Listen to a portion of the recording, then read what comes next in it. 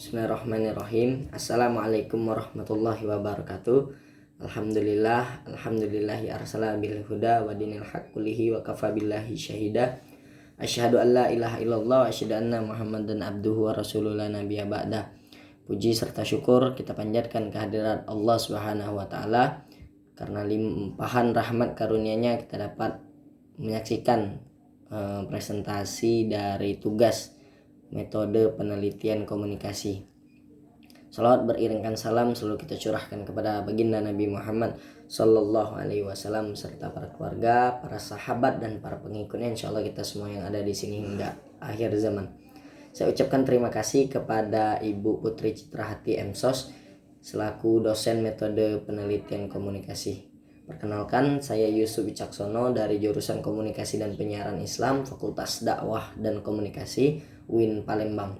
NIM 1810501040. Baiklah, saya akan mempresentasikan tugas metode penelitian komunikasi. Sebelumnya mohon izin Ibu dan mohon maaf bahwasanya judul dari tugas pertama dan tugas kedua saya sedikit berbeda.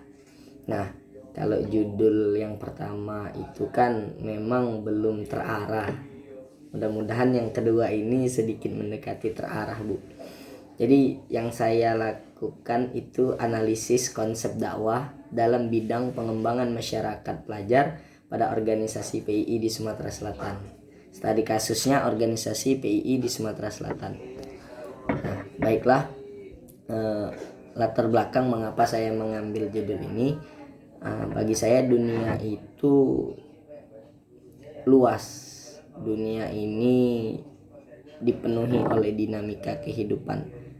Kemudian bukanlah dunia kalau satu elemen dan hanya dihuni oleh satu klasifikasi makhluk saja. Maka dalam era pembangunan bangsa Indonesia itu membutuhkan sumber daya manusia yang handal dalam mengatasi permasalahan. Maka sangatlah menarik untuk meneliti kemampuan manusia itu. Kemudian ada beberapa teori dalam kedatangan Islam di Indonesia. Salah satunya itu teori Gujarat, kemudian teori Persia dan lain-lain. Nah, dengan kata lain, proses Islamisasi di Indonesia dipengaruhi oleh kekuatan politik dan semangat dakwah. Jadi memang dulu kan terjadi proses akulturasi dari Hindu Buddha menuju Islam. Kemudian fenomena permasalahan pada proses pembelajaran umumnya terjadi pada penggunaan model pembelajaran yang belum mampu meningkatkan aktivitas pembelajaran di dalam kelas. Nah, proses pembelajaran merupakan aspek yang dilakukan oleh guru dan siswa. Guru yang baik adalah guru yang mampu melakukan transformasi ilmu kepada siswa, dan siswa yang baik adalah yang mampu menerima ilmu yang diberikan oleh guru. Karena guru merupakan sosok yang digugu dan ditiru. Nah, hal ini juga erat kaitannya dengan siswa yang menerima pelajaran, model pembelajaran yang digunakan, serta sarana dan prasarana pendukung pembelajaran. Untuk lebih mengenal dunia pendidikan nasional, ada beberapa data yang menyebutkan peserta didik di Indonesia menurut jenjang pendidikan. Ada sekian persen, 25 juta sekian itu SD, kemudian 45,3 juta itu SMP, dan 10 juta itu SMA, dan SMK sebanyak 4,9 juta, dan ini merupakan data dari Badan Pusat Statistik. Nah, masuk ke lebih khusus bahwa Provinsi Sumatera Selatan dikenal sebagai Bumi Sriwijaya yang didirikan tanggal 12 September 1950 dan dibentuk berdasarkan Undang-Undang Nomor 25 tahun 1959. Nah, menurut Muhammad Hussein Fadillah, secara bahasa dakwah itu berarti aktivitas amar ma'ruf nahi munkar.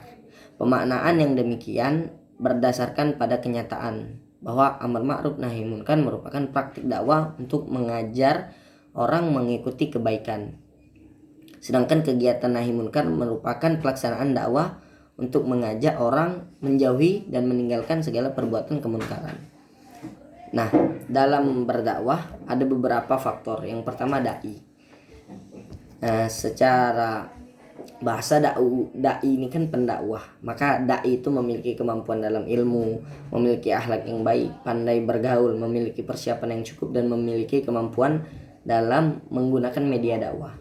Kemudian ada mad'u. Kalau dalam bahasa komunikasi itu ada komunikan, ialah objek yang jelas untuk terlaksananya dakwah atau orang yang kita ajak berkomunikasi.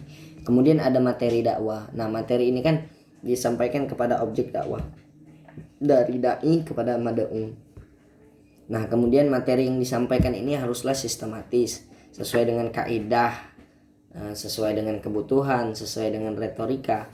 Karena mengingat jika dakwah ini benar, niatnya benar, tapi cara penyampaiannya kurang tepat, maka dakwah ini tidaklah sampai kepada objek yang dituju.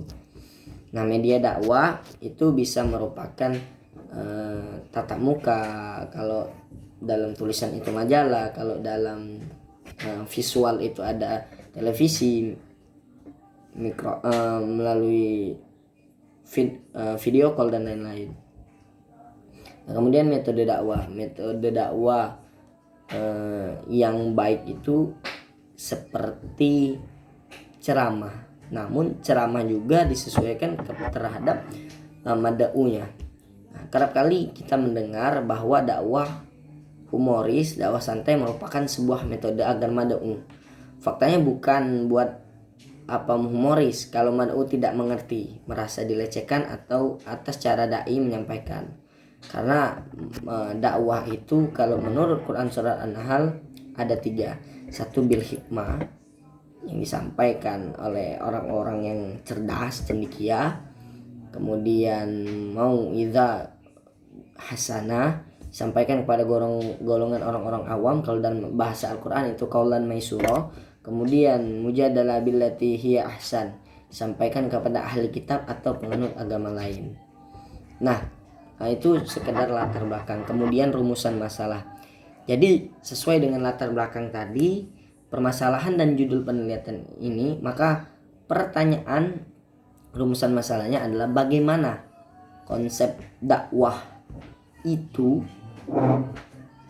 dalam bidang pengembangan masyarakat pelajar pada organisasi pelajar Islam Indonesia.